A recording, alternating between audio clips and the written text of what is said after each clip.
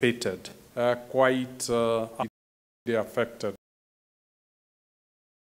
Very high quality because it has no growing effect of default. It's realized income. The second one is then say, if credit is a big problem, treasury then becomes the focal point. And there you go for efficient operations. Given that we are a regional bank, if one market is going through turbulence, then you focus on the other markets and see whether you can compensate. And given the circumstances we have said of temporary headwinds, agility and strength of balance sheet becomes critical. And of course, you play a defensive ball of looking at the quality of your asset book because as we saw, it's not sustainable. If your NPLs goes beyond 8, the issue of sustainability becomes a big issue. And of course, doing things differently, what we traditionally call being innovative. And our innovation has been coupled with Equity 3.0, which had a lot to do with digitization. And of course, during hard times, everybody says, let's tighten the belt, and efficiency and cost optimization becomes a huge. So those are the themes that explains the way we have performed. And if we just learn down one after the other, the focus on non-funded, as we can see, interest income have come down by 11% for the bank.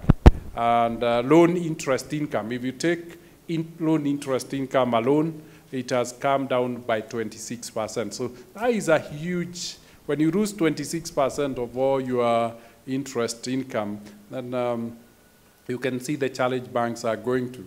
Non-funded strategy, as we can see, what it has done is to increase the non-funded income by even a higher margin of 28%. So the loss of 9 billion from 34 to 25, which is mitigated a little bit when you go to total interest income from 40 billion to 35, 5 billion, as we can see, it's almost recouped by increasing non-funded income from 17 billion to 21 billion. And we can see that's how you balance the sale.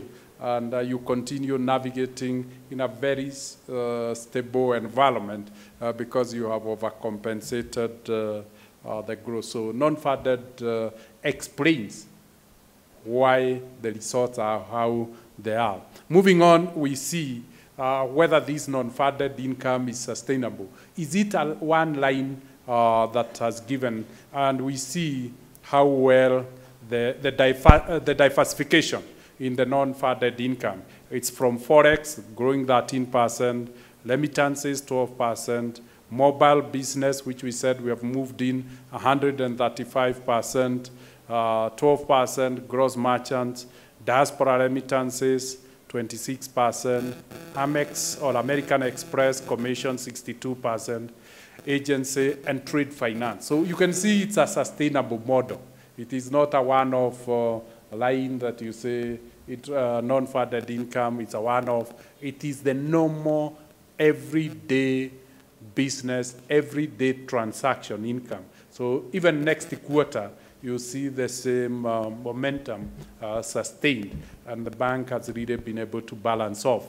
Moving on, we see another area of non-funded income is processing, what people call merchant banking. And we can see enormous growth, 40 billion shillings so far processed. This is swiping your credit card in restaurants, swiping your credit card in supermarkets. We have processed so far 40 billion shillings.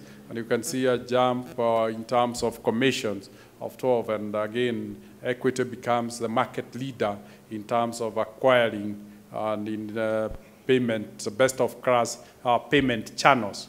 And we are very happy that I think this year we are aiming at 60% of all merchant banking in Kenya. The other area that we have focused on is treasury operations. It's more about by yield to September 7th.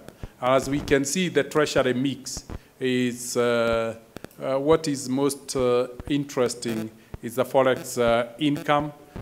It's growing, and all the others are growing much faster than even interest on government security. So it's a mix of incomes. The other area that we have really done well is regional focus, as we said, looking and de-risking, because this is a sovereign risk. The interest capping is a sovereign risk. The headwinds is a country-centric risks, and you move to the rest of the region, and we can see coming down.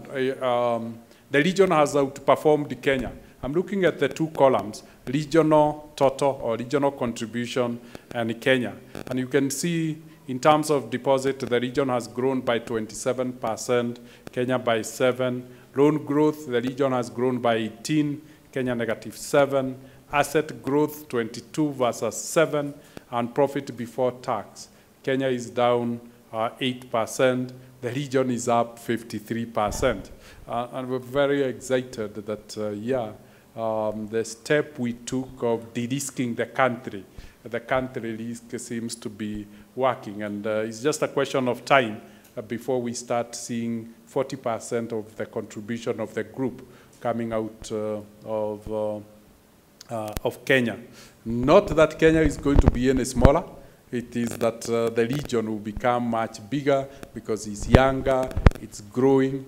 And I think for the analyst, the most important thing to look at that slide is none of the regional subsidiaries is pulling the group down. All of them are growing and growing pretty well.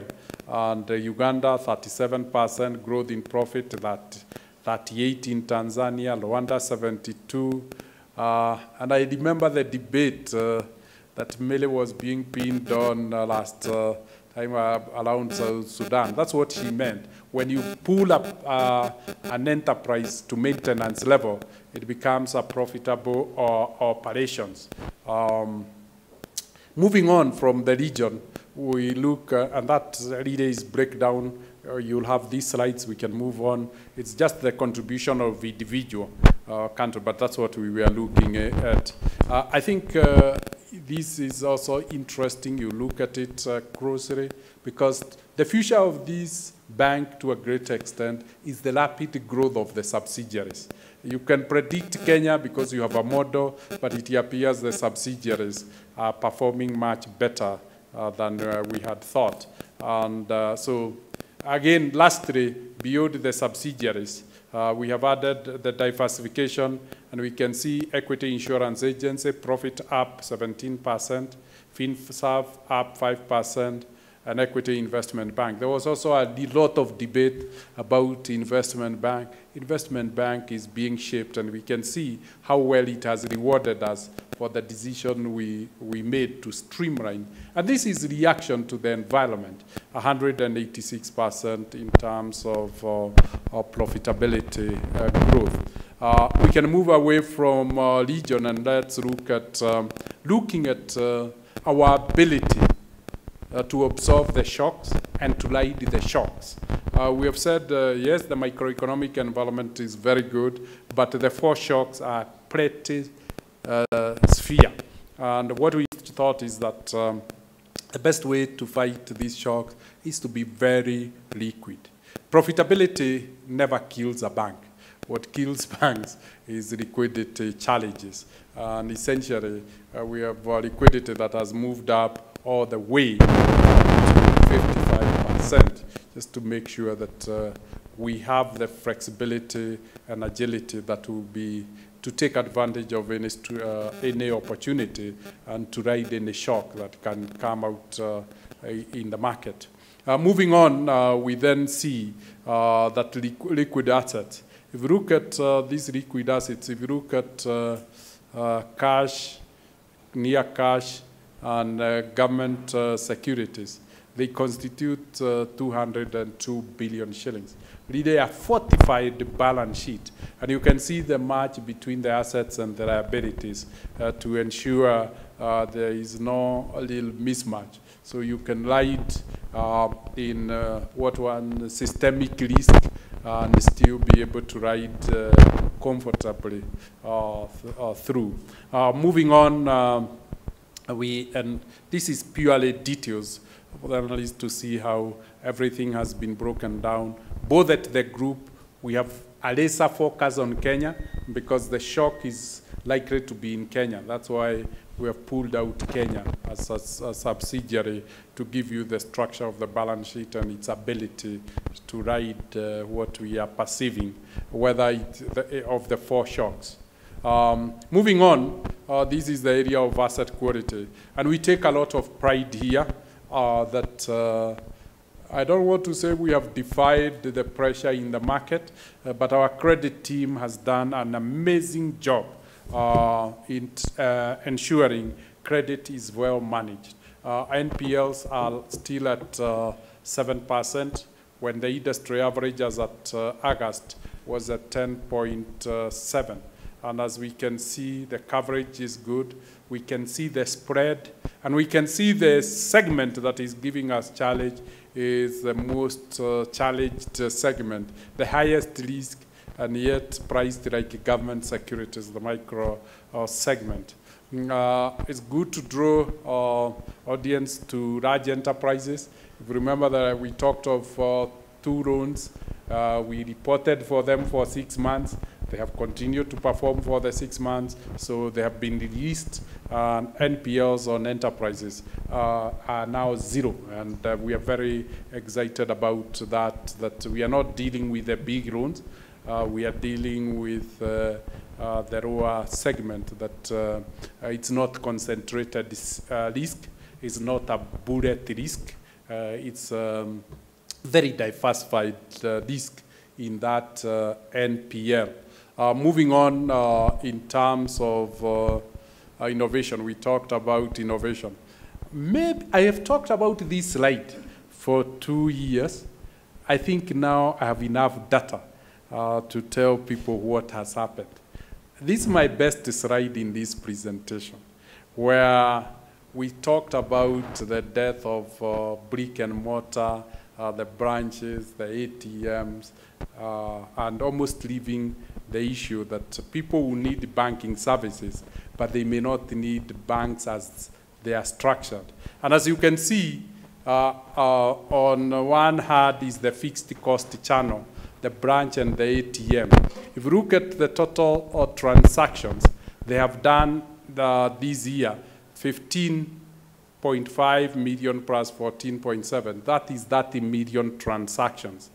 If you add the self-service platforms, starting with Equitel with 197, internet banking, 13 million, mobile app, which is just 8 months old, 54 million, agency, 50 million.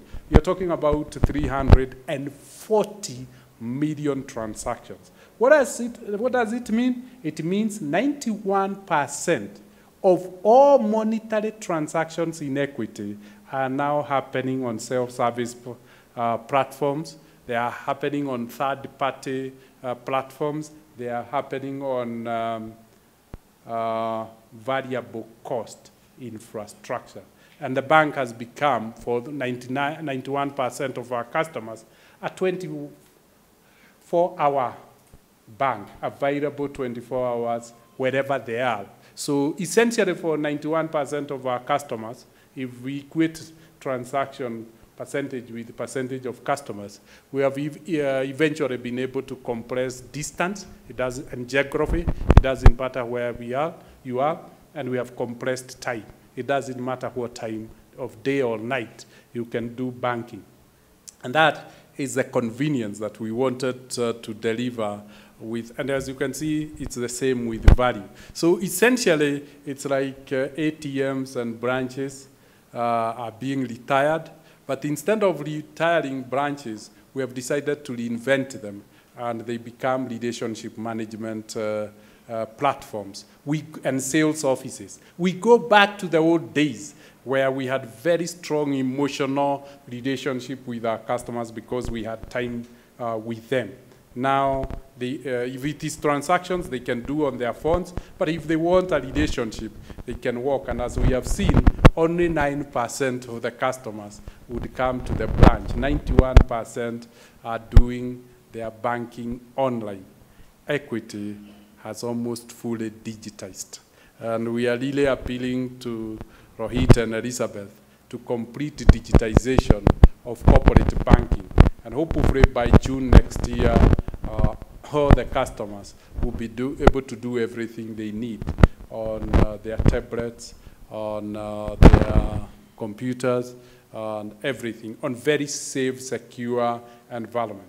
We'll see the impact of this in the numbers. The first thing is if the customers have moved on, you then don't need to keep on hiring staff. The second thing is you no longer need the big premises. We can give back maybe 70% of the spaces that we have had in the past. But more importantly, is variable cost reduces our cost-income ratio significantly. This has helped equity to hedge against the 26% reduction in interest income. We see cost-income ratio has not changed despite that cost income. And we see operation cost. This slide will continue to be the driver of the bank. If you misunderstanding this, your prediction model will be wrong because this is what is driving. Most people in the past thought it was income. Yes, we saw mobile banking is the fastest growing stream of income, but it is cost reduction, which is the biggest driver. It's prediction on where cost will be that will get you the right answer as to where equity is going with the digitization and strategy 3.0 of digitization. Moving on, then we look at, again, the area of innovation. Today was an interesting day. It's called by Central Bank. They couldn't understand. In July, we received $12 million from diaspora. In August, we received $24 million, doubled within a month. And this month, last month, September, we have received $42 million. And we can see the growth of 54% year on diaspora remittances from 9 billion to 15 billion shillings. Innovation. Again, if you look at what has happened, is the traditional models of remittances that are being weighted, and we have innovations. The fintechs, which equity is very powerful with its APIs, have started paying, exposing our APIs, have become very attractive. And we guess by the end of this year, we should be able to be doing about $60, $70 million of diaspora flows per month, suggesting we'll be taking about 50% of all remittances coming into the country. The advantage of this innovation is not just the commission, because the numbers are huge, but it's the forex margin and making us a big player in the forex market. We are able to satisfy the needs of our importing customers from diaspora remittances, and you could make decent margins. And we'll see that again explain the forex, and it will be a big driver of the bank going forward. So innovation has significant. Then second innovation, as we said, is on national money transfer, what we call mobile money. As we can see, we are now controlling 26% of the value of money transfer in the country. And Equitel has worked better. Nobody thought we could really be able to do that challenge. But that challenge even looks better when you look at mobile commerce. Mobile commerce, Alex, next slide, we are now, this is mobile, and you can see the two active players. We have overtaken all the other telecoms, and we are left competing with one telecom on money transfer. And we hope in the not very distant future, we will see these two lines converging. Moving from 0 to 25 is very, very hard. Moving from 26 to 50 is a much, much easier job because you have the momentum and you have... but commerce is what has even excited us a lot. This is what has happened to commerce. The value of commerce, again, as we said, we now control 36 of all the mover of ecosystems. Moving on, even at a time like this, even if you are not able to open a branch because of the challenges, the agents are still open. So our customers are able to access because they are all connected to the system. So it's amazing. But the most important aspect to look at this slide is how much more money they mobilize and collecting in form of deposit compared to withdrawals. If you look at the month of September, withdrawals were only 13 billion and deposits were 33 billion shillings. And that explains why equity is growing faster than the banking industry from a liability side perspective. Why? Because of the convenience that has been offered. The issue we talked of compressing, it's taking banking to the last mile, to the village level, to the shopping center at every village. You can get banking services, and consequently, that convenience has been rewarded enormously in terms of moving on. It's cost efficiencies. And we said this is, here we have differentiated the group and Kenya. The top slides are on Kenya, and the corresponding slides at the group. And the reason is to demonstrate the impact of innovation has been most significant in Kenya and digitization. The good thing, we have now rolled the whole digitization in all the subsidiaries, and we believe by March next year, they will be almost at the same level with Kenya. And so the efficiency that is at the Kenya level can hopefully be achieved at the group level in terms of cost-income ratio, in terms of expenses. We can see expenses of equity has degenerated. 2015 third quarter, expenses were going up by 20%. They have gone down to 12. This year they are down to 2. We expect next year they should be negative. The same way like it has happened on staff.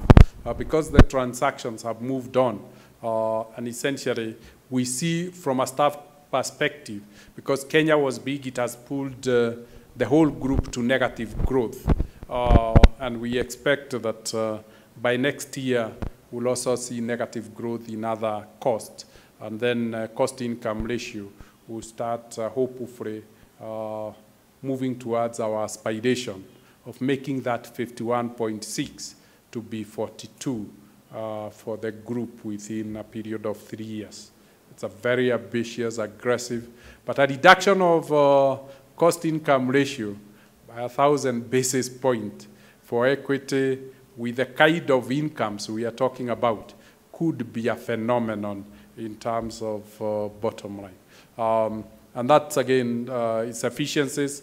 We moved from interest yields of 14 to 11 with interest capping. And that's what I was saying. If you looked at the yields on treasury bills, they're 11.4.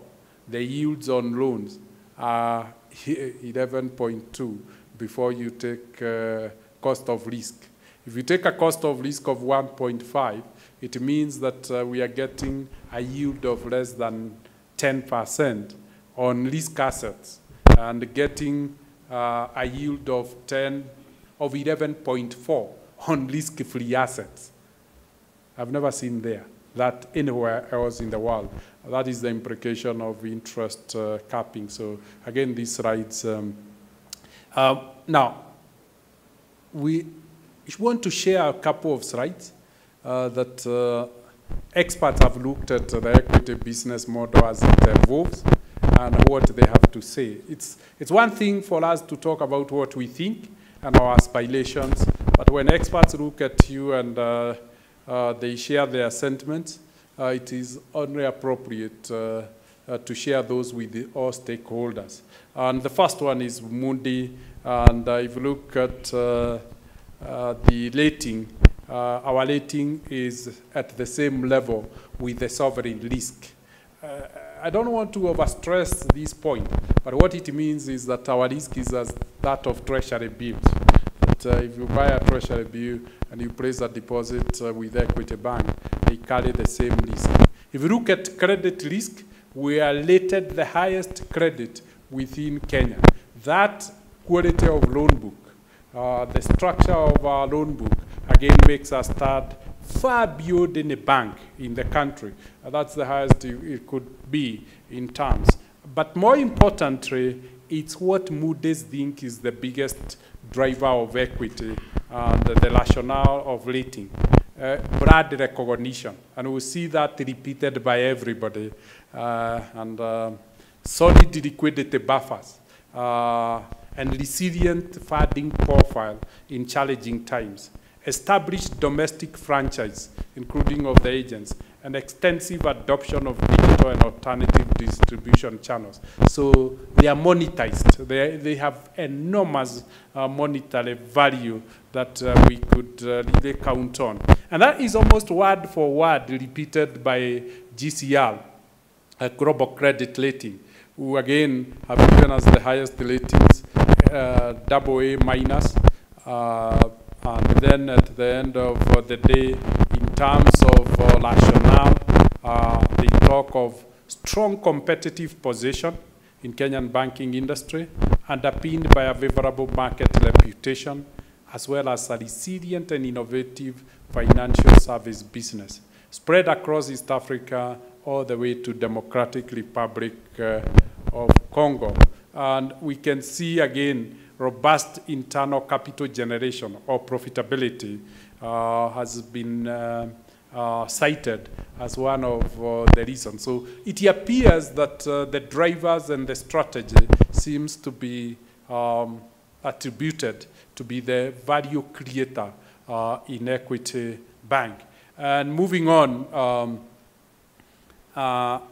we see how the high and improving global ranking. We are now ranked the 806th largest bank on earth. It's a very good place to be in the top 1,000.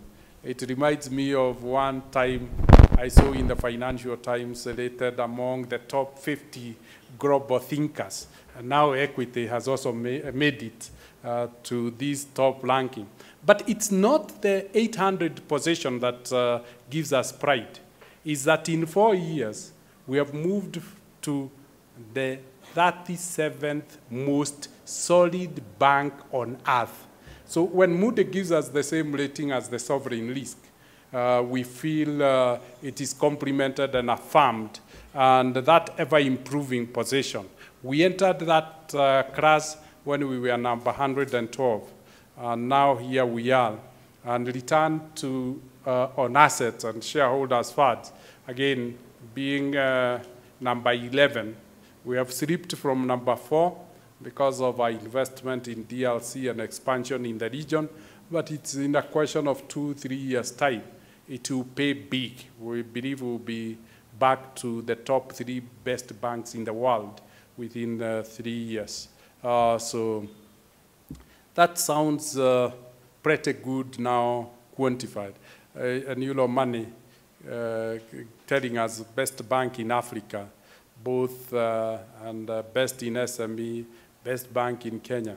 When it's repeated by so many people, if it's one person repeating, you may think, maybe psychophancy. But across the board, when people keep on, there must be something. Maybe that if you don't have this view, you may need to ask yourself, what am I missing? And we would be willing to help you. And again, whether you come to Kenya, it's the same rating. Continue. Super Brad, again, 10 consecutive years. There's something unique about equity. Have you ever sat down to think what is unique about equity? Maybe it is you banking with equity that makes us this unique, and we're very grateful that we have differentiated ourselves and we can be picked as the best risk in Kenya. Now, this is the most interesting slide. This is the survey by Geopol, and as you can see, we are listed among the markets, the most popular banks and preferred bank in Kenya. As you can see, we have a preference of 40% against nearest competition of 25%. But what excited us most, in terms of percentage preference in a country, we have the highest preference in Africa, better than the best bank in Nigeria, better than the best bank in South Africa. And that's, for us, something Kenyans should be really proud of, an iconic blood, which is purely Kenyan. And we're very, very excited about that. That gives us the belief that we should continue to invest in our communities, whether it is in scholarships, and you have numbers. I put these numbers because people talk about wings to fly without the numbers are big. There are 14,000 wings to fly kids, and the best boy, the best girl in sub-counties, we now have 5,000 in universities, and we have 403 in international or global universities. And you can see how many youth and women we have taken through 3 weeks of training on a financial literacy. 1.5 million people. That type of investment keeps on coming back. We are doing the same in agriculture, and we can move on, Alex. We are doing the same in social payments. 900,000 households are now receiving social payments from Equity Bank. That's how powerful the social aspect or the social blood of the bank is. And you can see the partners who have become a partner of choice by who is who around the world. And it talks about a lot about trust. And 41.7 billion shillings has passed through us to effect social payments. We're talking about big numbers, and you can see the way they are growing, the momentum of supporting society. Let me take 2 minutes and talk about this. And Jack, I hope you can help me talk about this slide. Why don't you come and talk about this? Is where we think we'll do massive transformation in this country. We've decided to expose and lay bare the capability of the bank through APIs so that young people can do innovations. Jack? This is our managing director for the Fintech, Jack. So as you can see from this slide, we have currently 25 businesses which are on our startup phase for our APIs. These include, small businesses that are running apps, that want to do payment systems on their applications. They want to sell music. They want to sell curios. They want to both local market as well as international market. We have partnered with 3 technical incubation hubs, so we're giving them our APIs. 2 of them are in Kenya, and 1 of them is based in West Africa, because we're mentoring also some banks in that region to be able to use APIs. About 156 SMEs so far have received payments using our APIs on various e-commerce platforms already as we speak. So they're already powering the economy as time goes on. And 40 developers have been trained on use of APIs. And about 2,000 opportunities, we see this growing towards the end of next year in terms of powering the API economy. But our target is to actually do 500 developers by end of next year and about 2,000 SMEs powering their businesses through APIs. Now, you'll ask me, what are APIs for those of you who are laymen? It's just simply giving you the capabilities within your application, within your internet site, within your website, to accept payments and to make payments. You do not have to walk into a branch. You don't have to accept traditional bank channels. Right from your own applications, you can actually do payments and receive payments. So that's a huge revolutionary area. Now, just businesses that have connected. I think, Alex, the next slide can also be done best by Jack. And this just highlights all the APIs that are currently available to the market as we speak. So all the way from financial inclusion type APIs, where you can actually onboard people to get bank accounts or a store of value, to mobile payments, B2B, P2P, etc. Goals for personal finance management, e-commerce, which is very key for many of the businesses that want to sell online. Stock exchange, so you want to trade stock exchange through your application, through digital channels, SMS, USSD websites. Lending, so you're able to get loans. Credit score research. Now, credit score research is interesting because we're able to give you the credit score of every person who lives within Kenya, Uganda, Tanzania, Rwanda, and soon DRC. Insurance, premium and claims APIs, as well as bills and airtime payments. So your KPLCs, your Nairobi Water, your county payments, your city council payments, etc., you can all do them through an API that we provide to your systems. And as well as card acceptance. So you want to do your Amex, you want to accept payments through cards, through your online presence, then you're able to do that through our APIs as well. So essentially, it's, Alex put the next slide, it's like becoming an Amazon for Africa, or Alibaba for Africa. But ours is the question of have shared prosperity. All the gifted youngsters, give them these tools, and let's see what they can come up with. And essentially, this provides us huge opportunity. Some of them will buy out, and some will then retain. Is there a question on these innovations before he sits? People are more eager about the numbers. Thank you very much. Let's move to numbers. We've talked about excellent macroeconomic environment. However, 4 significant shocks or headwinds in the marketplace. We have seen how they have made the bank adjust its business model, adapted it. Let's see what the number says. And this is the balance sheet, as we have seen, amazingly. Despite all this, the economy has declined growth rate from 6 to 5. We see the assets are still growing at 11%. So you have declining GDP growth rate, and you have an accelerating growth rate on balance sheet. And if you look at what it is, it's driven significantly by customer deposits. I guess if you look at this data for the sector, that line is flat. And here is a bank growing at 11% against a flat industry growth rate. To us, this talks a lot about what Gio Paul have said, the confidence, the preferred service provider, the safe, secure place for my money, and essentially we see. So the balance sheet is as simple as we can see, no significant growth in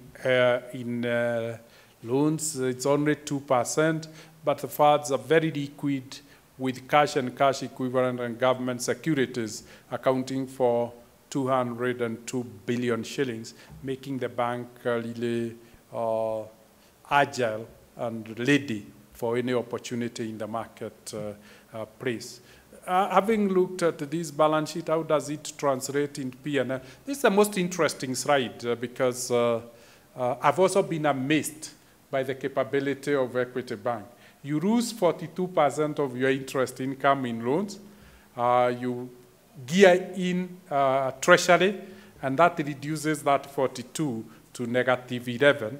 And then you have net interest income, negative 12. But you gear in furthered income to 28, and your total income remained the same as the previous year. This, to me, is the greatest achievement of a very focused management team. And overcoming those headwinds to achieve that is really amazing. And we see loan loss provision coming down because of significant improvement in quality of loan book. So of course, as we said, other operating expenses and we have cost only growing by 2%, and we have profit of 20.7 billion shillings before tax, and profit after tax of 14.6 billion shillings for the 9 months. And as we can see, if you remember, first quarter profit after tax, we were down 12%. By half year, we were down 7%. We are now down 3%. If you use that geometrical progression, it will tell you that most likely the bank will perform better than it performed last year. I don't want to say interest capping was good. It was not good, but it was a blessing in disguise. It has helped us to focus on efficiency. It has focused to help us think outside the box, and we have created a very, very solid bank, very agile, and able to maintain. Even if that became the new norm, it appears equity has been able to ride over the impact of interest capping and continue to flourish and continue with its resilience, and continues to empower its customer base. It continues with intermediation. It continues with investing in society. But those two slides that were done by Jack should tell you about the future. Every innovation in the country by our universities will be built around the APIs of Equity Bank. It will be more, and those who understand why Apple was able to beat Microsoft, it was giving its APIs out to the marketplace for consideration. When you look at the ratios, because ratios tell a lot, we're very, very excited that return on assets goes up to 3.9, and return on equity goes all the way to 22.3, again almost maintaining, and yield. And lastly is the core capital. If you look at the core capital at the group level, it is improving. Core capital to risk-weighted assets, we are at 20%, and the total capital to risk-weighted asset, we are at 20.5. A very heavily capitalized bank, very strong capital buffers, and ready to enter into the era of FRS 9 very comfortably, with a low NPLs and with very strong capital buffers. Cost of risk, we are becoming better than even before, and cost-income ratio, despite the capping of interest rates in Kenya, maintaining 43, 44. We are really proud of those achievements, and that gives us a highlight of the bank. I think this slide is very significant. We have outperformed most of our projections, other than deposit growth. And deposit growth, we have explained the 4 headwinds have been really strong, particularly disposable income for the majority, who are the bulk of our customers. And the last slide is on performance of subsidiaries in ratios. Alex, do you have it? No, this one. This is a very interesting slide because it speaks to what I was talking about, focusing on the regional subsidiary. And it appears Uganda, Equity Bank Uganda, will outperform Kenya this year on return on asset and return on equity. And if you start getting these subsidiaries to outperform Kenya, and given Kenya's efficiency, given its size, then we are headed to very good, very, very good days. I think Rwanda is coming up very, very well. Tanzania is coming up very well. And DRC, we think, if we work on the cost-income ratio, because if you look at the bottom, that is where the issues are, we'll be able to make it pretty well. So we're very confident about the future. We are assured that the next breed of Equity Bank Kenya looks to be much better. They seem to be much better than Equity Bank Kenya. And if we have outperformed the Kenyan banking industry, if those subsidiaries outperform their respective countries, then the consolidated position of the group will remain very, very strong. And I think I'll stop there, and maybe if there's a question or two, we would be willing to take them up. Batesh, is there anything I've left out? Mary? Okay, very good.